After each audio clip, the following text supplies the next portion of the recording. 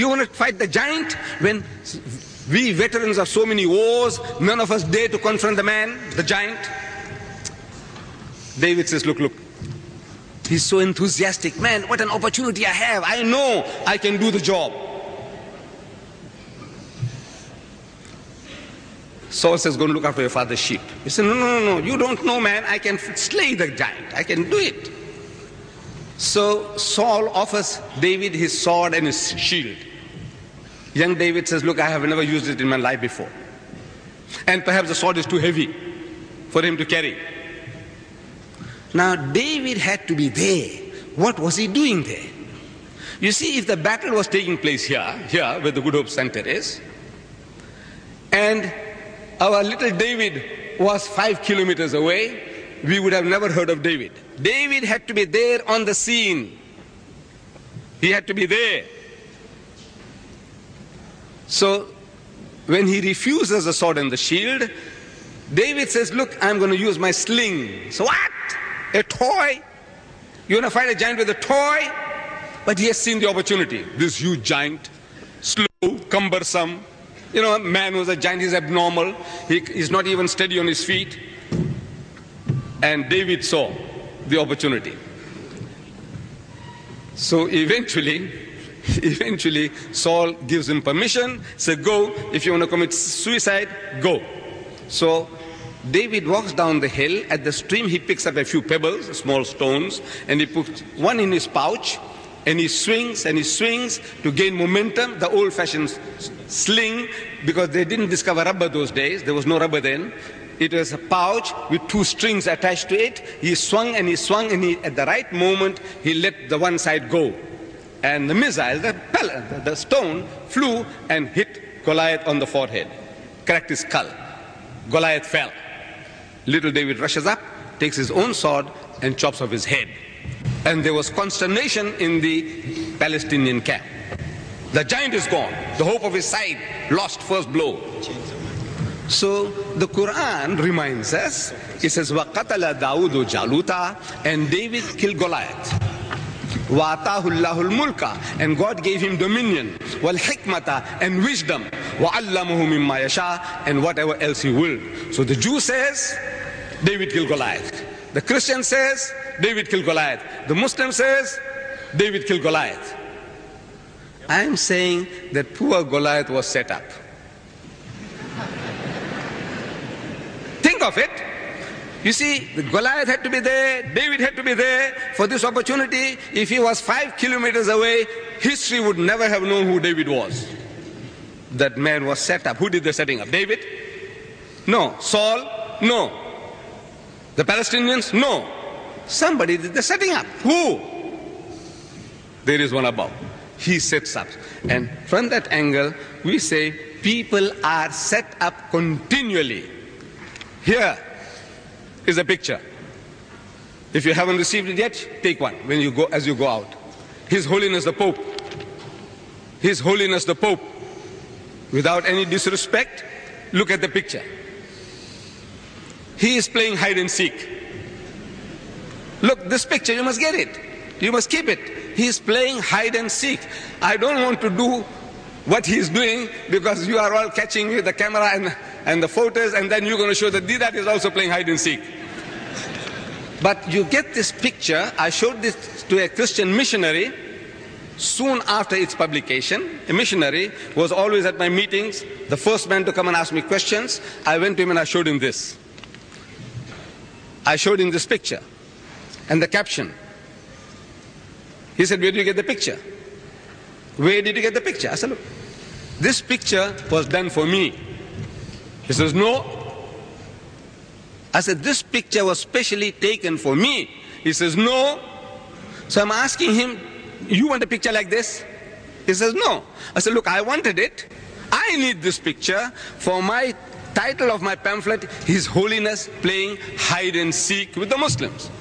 Now, what better picture can anybody take? Is there anything human? Look, if you paid His Holiness the Pope $100,000 to behave like this, would he have done it? No. I needed it and I get it in the post. I get it in the post. His Holiness playing hide and seek with Muslims. You can have this, my son. You can keep it. You see, I said His Holiness was set up. Everybody gets set up. And I was set up in 1967 by Jewish students of the University of Cape Town. I was here in your fair city on a lecture tour. And my meetings were being advertised in the newspapers. What the Bible says about Muhammad, Christ in Islam, was Christ crucified, Muhammad the natural successor to Christ, and so on. The Jewish students, they're seeing those adverts, they phoned the organizers and said, look, what about Mr. Deedat coming and speaking to us? So they asked me, I said, it's a privilege by God to go and speak to my nephews, my children. And the meeting was arranged in the Rondebosch. In Rondebosch, the Jewish students had purchased a hall. You know, from the Christians, it was some church hall. They purchased it and they had the club running there. So I went down to talk to them. And in that talk, I was speaking about the Quran and the Jew. And I was reasoning with them that the problem between the Muslim and the Jew can be solved very, very easily. I said, we have such a common denominator. In our concept of God, no difference. In our dietary laws, you say no eating of the flesh of swine, we say we won't eat it. You say you mustn't eat blood, we say we won't touch it. You say circumcision, we say we are all circumcised. What more do you want? We would say that Islam is Judaism made universal. The only real difference between us is a label. You have got a different label from me. The question is simply change the label. You want to solve the problem? Change the label. You see, I said our own Chris Barnard here in Cape Town, he did this heart ops. What is the biggest problem in a heart op? Rejection. Why the rejection? The body needs a new heart. And they put a new heart into the body. And when that is done, the body starts fighting it. You know that? The body starts fighting the heart because it's a foreign element. The cellular construction of the heart is different from that of the body. So the body starts fighting, and in trying to kill the heart, it kills itself. So they have to suppress that battle between the body and the heart. So they start drugging the patient until the body is so senseless it doesn't know who is a friend and who is a foe. Getting it used to that heart. This is the battle in blood, this heart transplant. Same thing now with you and us, the Muslim and the Jew. You are a new heart and the body can't recognize that heart. Because your cellular construction of this heart is Jew, and that of the body is Muslim.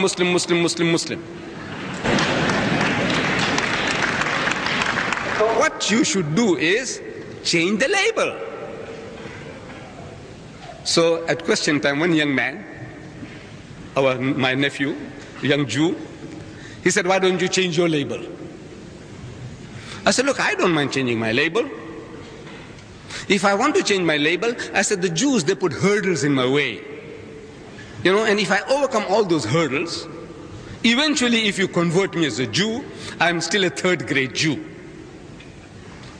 But I said, what have you achieved? Suppose I change my label. In other words, I become a Jew, get converted to Judaism. What have you achieved? I said, how many are you in the world today? So somebody said, we are 12 million. Today, there are about 15 million. He said 12 million. I said, now we become 12 million and one. With me become a Jew, you become 12 million and one. But I said, you know, if you change your label, we are at that moment, we said we are 700 million. We become 700 million and one. Don't you see what a difference it makes? And I said, you are a business people. You Jews are a business people. You got the business mentality. Now, man, if you are a professional, your mentality is that of a businessman. I said, you have a product for which you have a market of 12 million. Simply by changing the label, you get 700 million people to buy. I said, you are a fool if you didn't.